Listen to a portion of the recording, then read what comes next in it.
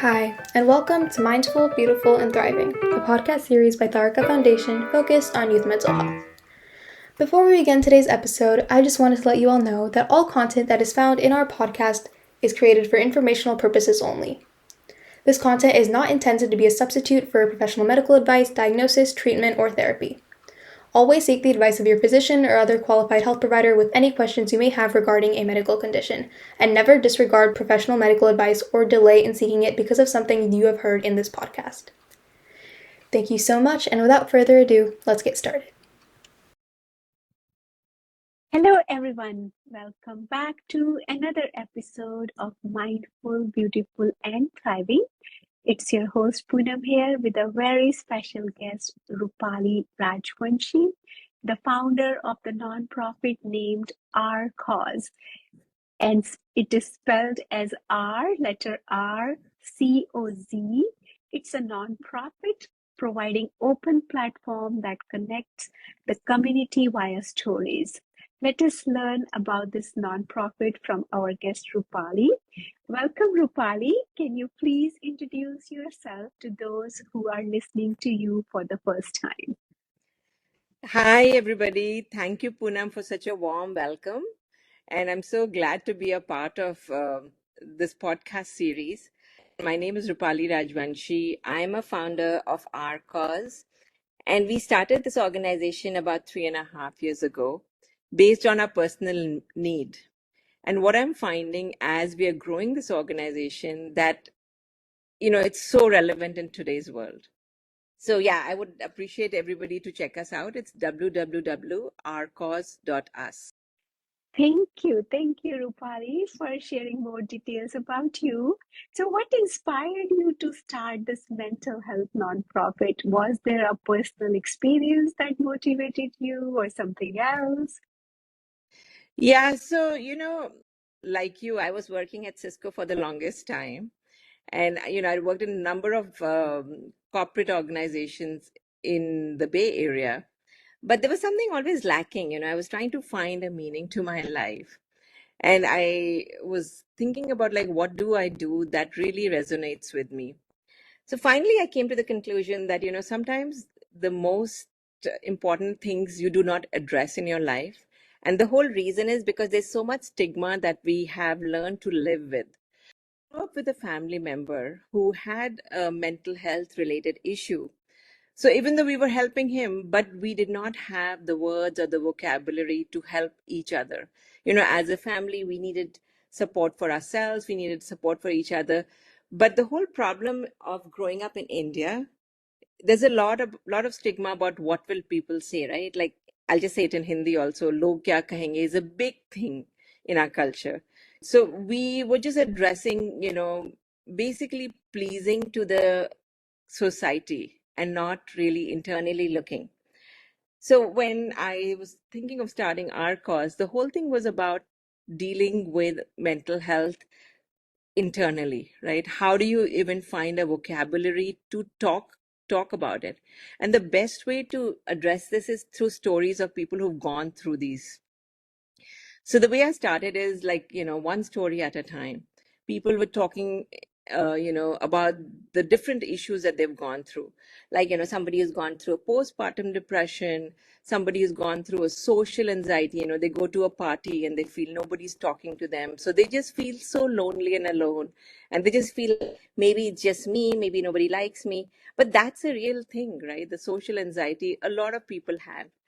So all these little stories started forming, and we realized that especially for the South Asians, right, the Indians in the Bay Area, there is such a big need. Every time I went somewhere and I'm like talking about Our Cause, and people are like, "Oh my God, I have a story to tell. I want to share the story." So we just grew really organically. And the whole point is that when you hear the stories about people who've gone through these journeys, that's when you can find that you're not lonely, first of all. And the second of all, if somebody got help, you can get help too. And the whole idea is getting help is not hard. How do you reach that stage when you need that help? So we're trying to really reduce the gap when you can get the help. That is so beautiful, Rupali. As you said, people think it just happened to them. Sometimes they don't even have language, but when they connect with others via their stories, they have that realization, I am not alone. It has happened to other. It is happening to me. If they can be better, I can be better. That's beautiful what you're doing. You're connecting one story at a time. That's amazing. One more thing, Poonam, it's the relatability, right? If there's somebody who looks like me and that's talking, that makes the story even more personal, right? It's like, this person looks like me, they did it, I can do it, right? So it's very inspirational for both sides, the storyteller and a story listener. I fully agree. So, what programs or initiative does your nonprofit offer, and how do they make a difference in communities? You shared some already, how they're making difference in communities, but do you have any specific programs or initiatives? Yeah, so a couple of things that we do, like we talked about the stories. So we have storytellers and story listeners. We do a lot of community events. So we started a discussion series called Chalo Baatein Kare, which really means let's just talk, which is a community discussion forum in which we come up with one topic, and then we have a mental health expert, and it's just people talking about different issues. So the last one that we did was on men's mental health. We talk about different issues, but men's mental health, and especially in the South Asian community, is a different ball game totally, right? Like it is so huge. Like there's not even a starting point. So that was one. We talked about stresses in lives of people. So we've had like 3 sessions of that. We have another session coming up, which is about family obligation and the guilt that we carry around, throughout our generation. Like, we don't know how to address things, but the guiltiness, especially around the holidays, we get together as a family and all these guilty things that go on inside us, but we don't know how to talk about it. So we have a new session for that one coming up. So we have discussion series, we have storytellings, we have podcast. So we have a lot of program around community engagement. That's wonderful to know, Rupali. So, are you focusing on any particular age group or the whole community itself? So basically, we are focusing on two main segments. One is the youth, because youth has its own challenges, and the second one is adults. So, and it's all South Asian, right? So we're really focusing our efforts on the South Asian cultural nuances, the stigma around it, and how do you break it. So let me just talk briefly about the youth program that we have. So we have about 4 programs for youth every year. One is called the Summer Change Maker Initiative, in which we get students from high school who participate in it, and they are really building it together because they're learning the tools of how do you communicate, how do you do unwind hour, what are the stresses that they are going through in the school, and then they write blogs, they research around certain topics. So and it's actually a lot of learning for me also, because I learned a new term which maybe most of you know. There's something called a minority, which really means is that, as a South Asian, we are supposed to perform really well. If you're not that A student, you know, you're a minority in the class, right? Even your teacher does not like know how to address it. So it's actually a really good learning process. We all are learning from our peers, we're learning through the stories. So like we have this youth program, and we have the discussion series, we have the stories, we have the podcast, we have the video stories. So we have a lot of programs going on. And that's wonderful to know. So, how do you measure the success of your programs in terms of individual impact and broader societal change? So Poonam, since all of us have tech background, we're using a lot of tech tools. We're doing a lot of surveys. We're using, all the metrics from our social media. So we're using a lot of technology also behind it. So I'll tell you, I'll actually like to narrate a story to you about the change that we saw. There was a person who came up for one of our walks that we had done. She just saw, what are you guys doing? And we told her, we are mental health stories platform. So she talked about, oh, I'd like to come to one of the events. But then she started sharing her story about her relationship with her husband. She was going through a divorce. And really, what she shared was that she had really nobody that she could talk to because everybody was kind of judging her in her mind, either judging her or she was like feeling like, not being supportive. But because she met our team, she opened up and she talked about her story and she wrote about her story on our platform. And then we met her after 6 months and she said that story gave her so much strength. She called herself like this was the Shakti, like which is really the power that got her to come out of it. So just the fact that she could share the story, share it on the platform, read about it, gave her the jumping board to come to the next level. So that really shows like the impact is really there. Another story is about postpartum depression. You know, uh, I'll just talk about myself. This person who shared her postpartum depression story, she's narrating all these incidents. And I'm like, oh my God, I went through it. And I did not even know if it's a reality, right? You just feel so guilty. You have this perfect baby, this cutest baby, and then you're feeling the blues, right? But when I'm hearing the story, I'm like, oh my God, this is my story. So all these relatability things, right? Like that you don't hear in the normal conversations. These really help you, overcome your own mental health challenges. Absolutely. Thank you for sharing amazing stories. In my experience, also, people today, they need listening ears, non-judgmental people in their life. Even in my friend circle, people say that, they don't want to share with their friends anymore because they don't feel safe. They feel they are judged. So rather, they will tell to a stranger their own, stories. So I'm sure that lady who shared her story got that power to come out of her, cocoon and became a butterfly because of your nonprofit. So I'm so proud Yeah. your And nonprofit and is you know, doing those are great the work. those kind of stories are the ones that fuel us to take it to the next level.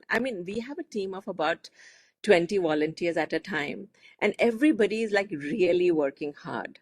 Most of the people who come to work for our cause or volunteer for our cause, they keep telling me like this is probably the best job of their life, because they are actually seeing the impact in person, right? Somebody who looks like them is changing in front of them. And just to be that, like the catalyst for that is so amazing, right? So I'm just so proud of my team and the work that we put forth. It's nice to hear. So what do you think are the most critical issues facing mental health awareness today? So I think, let me just address it from the South Asian point of view. I think we talk a lot about, what is expected of us. So, from that point of view, all the stigma that we carry forward, how do we even get the right help?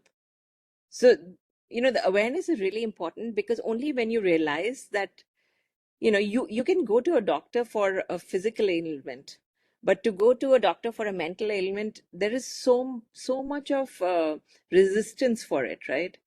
So that is like the biggest thing, right? And once we get over that, that's when you can get the right help.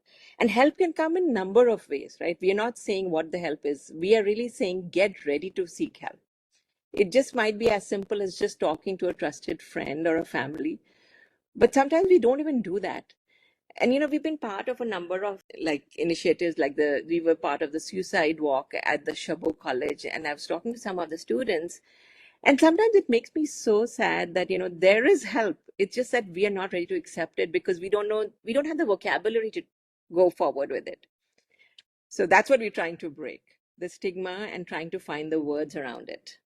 Yeah, as you said, even you were not aware of the word postpartum depression, right? So if you knew there is a word and you're feeling something and you would have shared with someone, maybe, the help was there. So I think it's Exactly. very important to be aware of your own feelings. If you're not feeling good, why you're not feeling good, instead of suppressing those feelings, bundling up, bottling down, and then going through hell by all yourself, instead of that, have that trusted friend, or there is so much help available, but awareness, right? Taking that first step is so important. Yeah. The way we take charge of our physical health, I think the time is to take care of our mental health. and B, that holistic health is very important in today's digital age. So I wanted to ask you, you shared some of the stories of how they touched you and your team members, but what has been the most rewarding part of your journey as the founder of this nonprofit? So, Puram, that's a really, really nice question because I was just like walking yesterday. I was just walking and I was just thinking that, being a founder of our cause has actually really touched me and made me so proud of myself. I'm really hard on myself. I never give credit to myself, but this is something I am so proud of, where it's led. And it's actually touching lives and lives that matter.